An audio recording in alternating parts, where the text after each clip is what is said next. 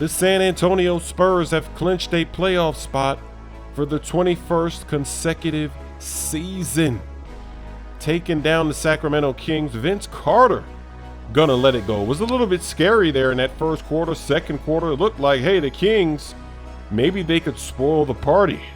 Maybe they could force them to go to the last day of the season. Look at Ginobili with the fake. He can't finish.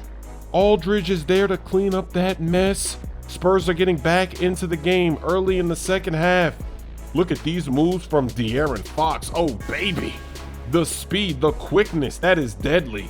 And then the big fella knocking down the mid-range. Spurs are still down, but then Rudy Gay hits that shot to end the third and the fourth quarter. It's only a 1-point game still for the Spurs.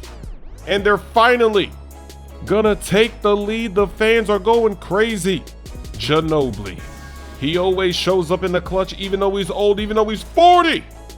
Drives to the rim and lays it in, and then he turns back the clock. Throws down the slam.